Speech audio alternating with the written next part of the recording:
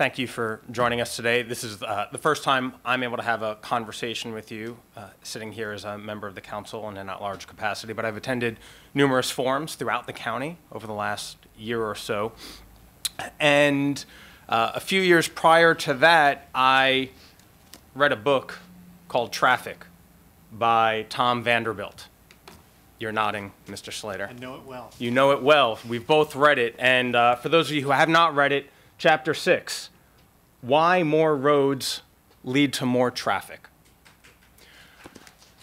What I have concerns with this proposal because what I think is going to happen, which historically has been alluded to has happened, is that residents are going to continue, or future residents are going to move here, move to Frederick County, move to Washington County, thinking that they will have a clear path down to Washington, D.C. or anywhere else they need to go because of these promises that are being made. And history has shown us that we can't build our way out of this problem. And so I have a few questions. As has been mentioned by my colleagues, part of the proposal is for only widening I-270 up through Shady Grove. And at that juncture, we're then really getting from what's proposed to be 16 lanes of traffic down to 4. Talk to me about how that is not a bottleneck in and of itself. First, I think we need to recognize that we have our innovative congestion relief project that is underway today, should be delivered totally in when? I think by the fall. The fall of this year? Yeah. Okay, so by the fall of this year, we should see the implementation of our short-term, and I stress short-term, solutions to the traffic congestion on I-270 to keep the traffic moving as best we can. We know that by itself, what we have done, again, will have a limited benefit of life for us. So we are attempting to address the flow of traffic.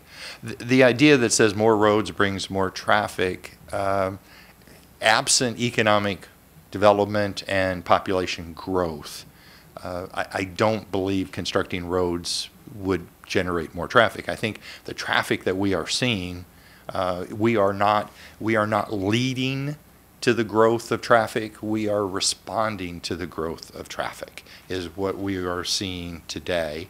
Because the logic would be if more roads causes more traffic, then the opposite of that should be true too. Less roads should mean less traffic, and that doesn't play out. We as a region, I think, for many decades have thought that eventually people will get tired of congestion and they're going to move to transit. And it's not happened. People have, for whatever reason, have chosen to remain within their vehicles. And where we are seeing the impacts of that today are from apps like Waze and Google and others that are taking volumes of traffic through people's neighborhoods. And we are seeing heavy traffic going in front of schools, parks, and residential streets that it was never designed to have. And so what we are hoping will occur with this construction is to actually bring traffic out of those neighborhoods and back onto these roads. So we actually hope we see more traffic where it should be rather than where it shouldn't be. The statement that says we're going to have this bottleneck going from 4 lanes to 16. Whatever 16.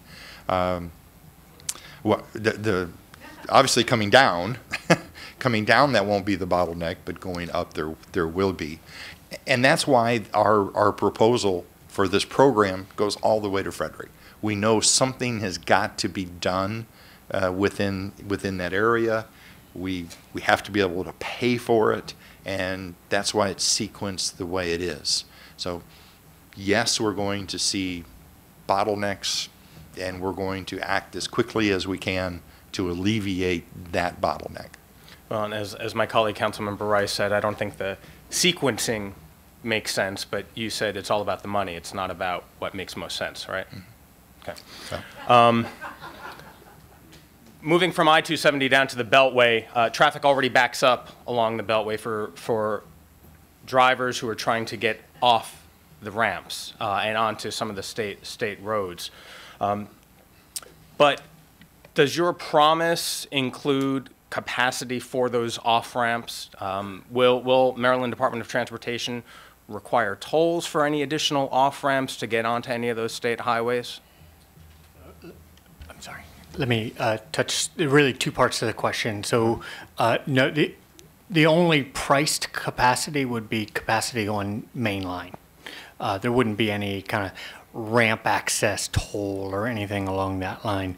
But as we get into the really detailed traffic and understand exactly where the movements are, we would look and see what capacity would be needed, whether they are on the ramps themselves or storage of queues, those types of things.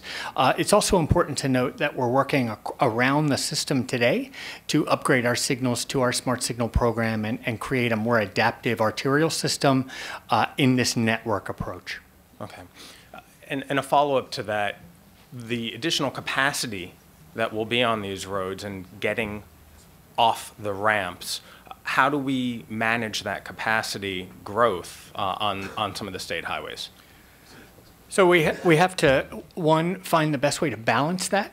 So it's balancing access points, but also creating efficiencies in those signal systems. So, you know, it's managing the system and maximizing the operational capacity that we have out there today.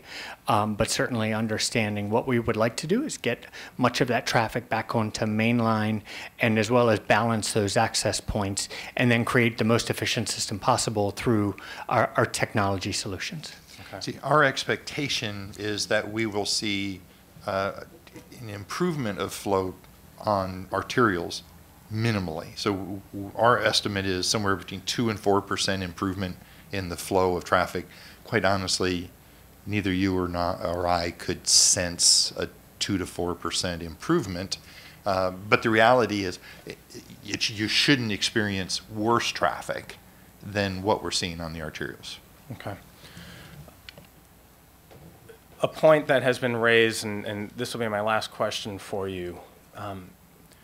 Just last night, the State Highway Administration had a presentation to the Up County Citizens Advisory Board. And when asked about the taking of homes and taking of private property, it was SHA that said it was not the intention to do so. You, Secretary Rahn, have elaborated a little bit more today, but last Labor Day, your boss, Governor Hogan, said, quote, "I can assure you we're not taking homes." So, Secretary Rahn, my question to you is, can you commit to upholding Governor Hogan's promise that no homes will be taken? We have been directed to incentivize and prioritize not taking homes. And so what you had said earlier was that there will be within the proposals, there will be a disincentive to take homes. Is that correct? Correct. So if all the proposals come in with the taking of homes, that's the only option that we have? We will have to thoroughly evaluate the proposals that come into us. In our conversations with potential proposers, they have told us that they can avoid homes, but that it will have a substantial cost. And again, avoiding homes in their numbers were very small, very small. So we will further incentivize them to take that approach to not take homes. I'll say this, Secretary Rahn, you in your opening remarks, you said there was global interest in this project. And I can understand why there's global interest in this project, because what we have here is private companies building toll lanes gained through what I expect to be the seizure of private property. That's why there's global interest in this project. And I have fundamental disagreements with that type of governing, quite frankly. I don't think it's in the public interest to fill the coffers of private companies in that way. And I live 3 blocks from the Beltway. I hear it every day. I hear it every night. My neighbors are worried. People are scared about their homes, about what's going to happen. They're scared about the additional capacity that'll be pouring onto Colesville Road, Georgia Avenue, Connecticut Avenue, Rockville Pike, all of these state highways that will have additional capacity, and how we manage other priorities like Vision Zero when you have more cars speeding down those roads, which are already unsafe. So I think this quote-unquote solution to the problem of traffic mitigation throughout the region only causes more hardship, more concern, more fear among the residents who live along these corridors. Thank you for being here today.